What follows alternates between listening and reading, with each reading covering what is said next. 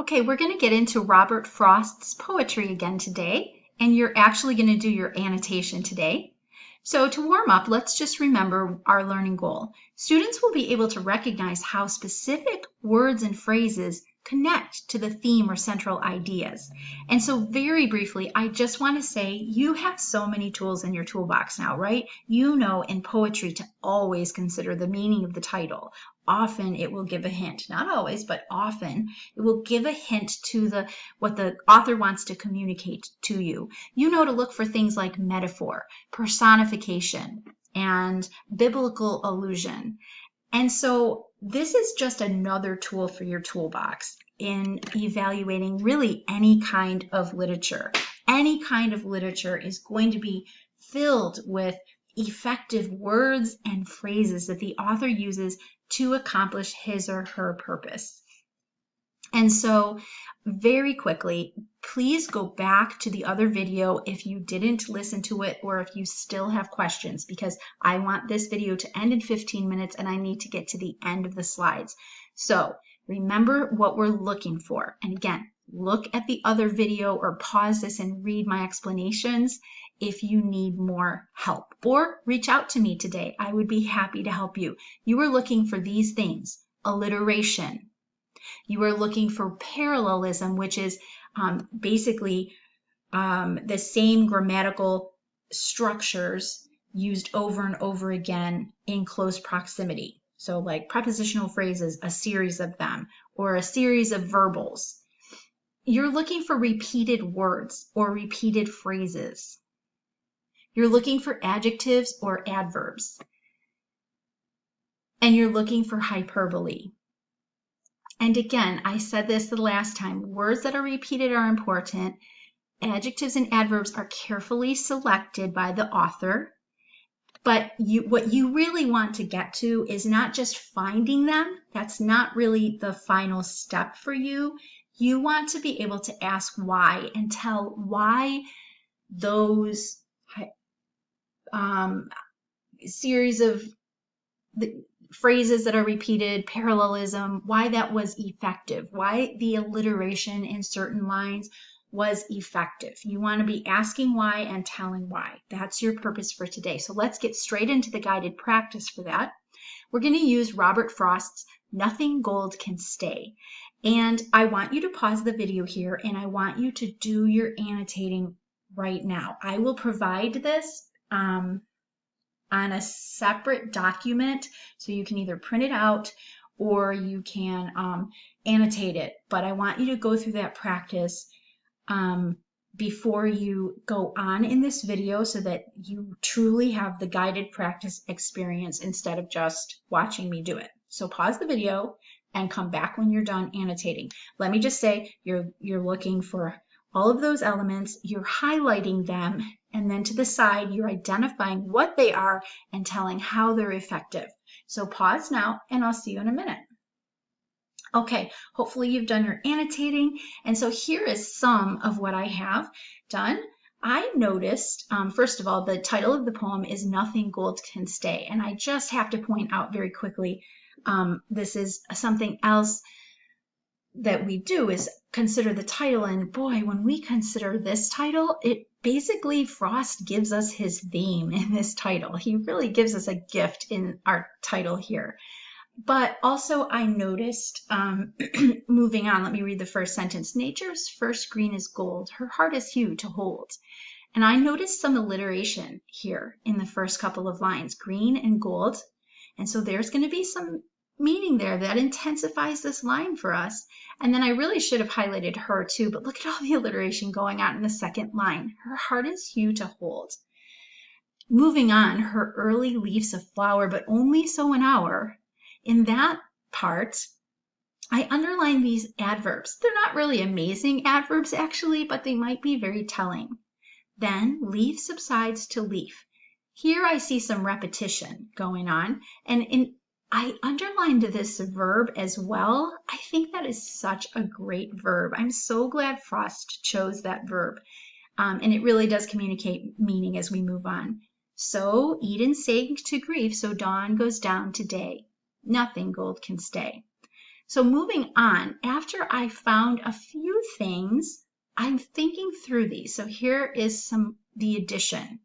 This is what you should have. I'm trying to show you sort of step by step what you should be doing. And really, you could highlight green is gold and put alliteration in the comments or on the piece of paper as you annotate if you're doing it on paper with highlighters and pencil or whatever. You could put it right next to it right away. But I'm just trying to take you through these steps. So yeah, I see this alliteration. I want to make note of that. And then I see more. And then I'm going to ask myself a question. And that's what I want to see you doing. Ask yourself questions. This whole process is just you interacting with this poem and thinking through it. So I'm asking myself, when is nature gold? Why is this hue hard to hold? What is he talking about here? And I just want to say, notice that I'm not talking about personification that's going on here. I couldn't I? But we're focusing on words and phrases and their effectiveness. So I'm kind of skipping over something really amazing, this personification he has going on. Anyway, I go on and I see these adverbs and I say, oh, okay, early leaves of flower, but only so an hour. So this hue, this golden hue is hard to hold, only lasts for an hour. Okay, I see what he's saying. He's talking about the first hours of morning and how they only are around for, a little bit. If you blink, if I look at my computer screen and do too much work in the morning, which is when I get some of my work done personally, I miss the beautiful golden hue of morning, even though I'm awake for it. Some of you might actually be sleeping through the golden hue of morning right now, right? But you've seen your fair share of sunrises, and they're so beautiful. It is true that everything turns golden for just a little while, and then it just sort of brightens up into a more intense color. Okay, and then I noticed leaf subsides to leaf. So another thing I can write here, I didn't write everything down, but I do want you to do as much as you can.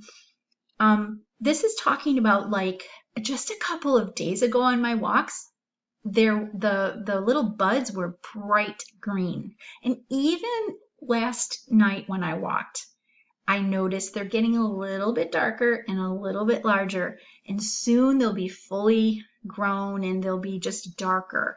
And later it'll be fall and they'll turn colors, and then they'll be brown and crunchy and fall off.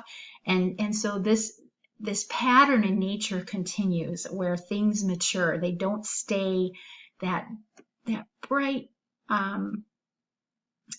beautiful springy color forever, right? And so the same thing here, dawn goes down to day. This is more reference to time passing and newness subsiding, and that's where I love that verb there. And so then I see this great repetition down here. We've got the repetition of that amazing title here, and so I noted that as well. All right, and so moving on, here's what I need you to know, guys. Alliteration, not alliteration. Annotation is for you, right? You need to take notes for you so that you can understand the literature. But especially in this online platform, it's for me too, because I need to be able to see what you're thinking. And so some of you are stopping a little short, like you're highlighting, but then you don't say much to the side. I knew that was going to happen because I was moving my cursor around so much. Let me go back. I really need you to give me rich annotations, rich notes for me to assess your learning. So if you want to be able to get an A, I actually have a slide about the attributes of the A alliteration in a second here, but you need to really flesh out everything you're thinking for me, okay? Because we're not in the classroom situation, so it's especially important, but it's also important for you because when you get those words out, that's when you really learn. You know what I mean? If you're writing it down or typing it down, you're getting the full benefit of truly understanding it if you are articulating it. You know what I mean? So here's what I put next. I put the alliteration around the hardest hue and green is gold, and the repetition of, and I should have put a quotation mark here, leaf subsides to leaf, turns up the intensity of the image of newness and morning hours being fleeting. Okay, and so I'm telling in this part, and this is what I need you to do, I'm telling how those specific alliterations, and I literally named them, and that repetition, how that turns up the intensity of that meaning that he wants us to see. That newness, for example, the newness of the morning hours or any newness is fleeting. It doesn't last forever. It can't stay. Nothing gold can stay. Nothing gold can remain. Nothing new can remain new. Okay? And then down here I put that repetition in that last line is effective to repeat the title because it's packed with meaning as a summation of the poem. All right, and so tell me the why. That's saying the why. These words are effective because this is what these words do. The use of these words help us understand this. Okay, and so let's move on.